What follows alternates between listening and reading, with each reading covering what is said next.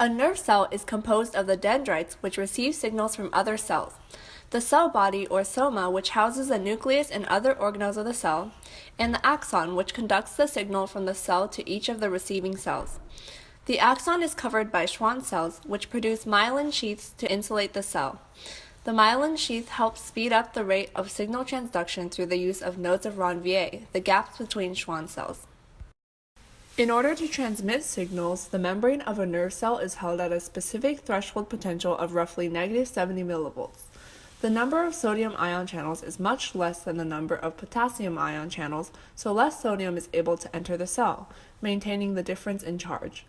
The sodium-potassium ion pump exchanges 3 sodium ions inside the membrane for 2 potassium ions outside, thereby increasing the difference in the charge across the membrane. When a signal is received by the cells of the dendrites, it travels through the cell and activates the sodium ion channels. If the membrane potential reaches a threshold of -55 millivolts, the sodium ion channels will open. The positive sodium ions will quickly move into the cell via the concentration and charge gradients. Once a threshold of 30 millivolts is reached, the potassium ion channels open, which allows the potassium to leave the cell, causing membrane potential to decrease. This is called repolarization. The cell then hyperpolarizes, meaning that it undershoots -70 millivolts.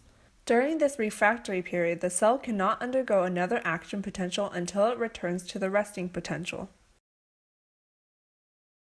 At the terminal end of the nerve cell, an influx of calcium ions are used to release neurotransmitters since they activate the fusion pores on the surface of the presynaptic membrane.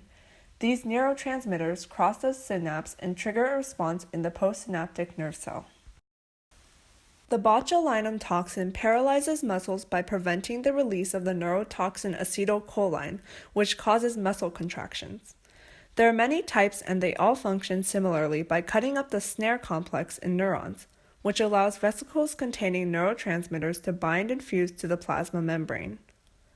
Different types of toxins cut up the proteins that make up part of the snare complex. Because the vesicle containing the neurotransmitter acetylcholine can't form, the message for the muscles to move is not sent. This eventually leads to paralysis and respiratory problems, which can be deadly. Right? Like fin. Fin. Much think. It's not even a U.